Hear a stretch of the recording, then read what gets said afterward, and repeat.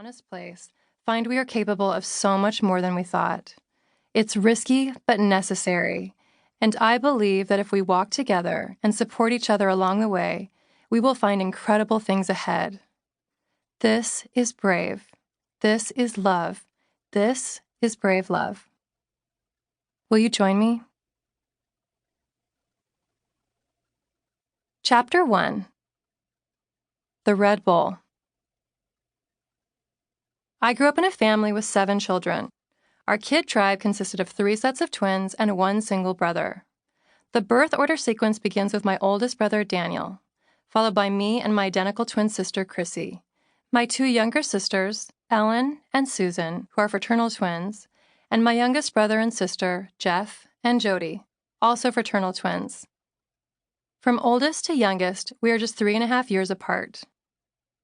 Poor Dan. I'm sure it was hard on him growing up without a twin when everyone else in the family had their other half.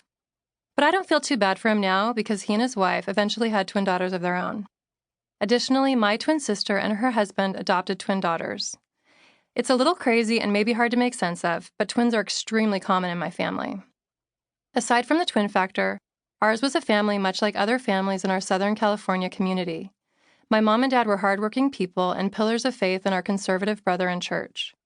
We went to church every Sunday morning, Sunday evening, and Wednesday evening. We attended every potluck, baptism, vacation Bible school, church picnic, and Christmas pageant.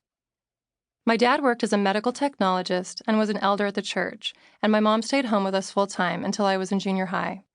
She packed our lunches, attended our school assemblies, volunteered as a room mom, did laundry, and grocery shopped for a family of 9. In addition to all the routine parenting tasks, my mom also showed her love for us through creativity and generosity. She sewed our Halloween costumes, clothes for my dolls, and beautiful pillows edged with lace that she sold at the local boutique. She decorated our home with well-chosen antiques she found at garage sales or thrift stores. When I was about 8 years old, she completely redecorated the bedroom Chrissy and I shared. By herself, she hung beautiful floral wallpaper, put soft new comforters on our twin beds, and then added her colorful handmade pillows. She set up a little table in the corner where we could draw and color and organized our clothes into new dressers. When she had every detail just right, she brought Chrissy and me upstairs to see our new bedroom.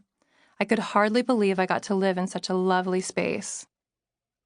When I was 10, my mom told me I could pick one piece of antique furniture from around the house and she would give it to me when I got married.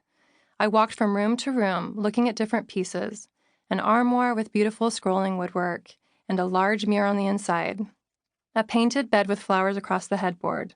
A coffee table with just the right amount of scuffs and scratches to give it texture and charm. I finally chose an old pine sideboard. It was a beautiful piece designed to both store dishes and serve food buffet style. It had a shelf on top, a plate rack under that, and a cupboard at the bottom. It was a light wood sanded to a soft, matte texture. While many antiques came and went over the years, my mom was true to her word and saved that piece for me. It lives in our home to this day, displaying our brightly colored Fiestaware dishes and storing odds and ends. At 10 years old, I chose well. I still love that antique sideboard and the meaning it holds. Someday I hope to pass it down to the next generation. I have so many fond memories of growing up in a large family. I especially loved summers in our backyard. We had a large, round, above-ground pool. That's where my siblings and I spent hours creating what we called whirlpools. We ran the inner perimeter of the pool in the same direction over and over again until it created a current.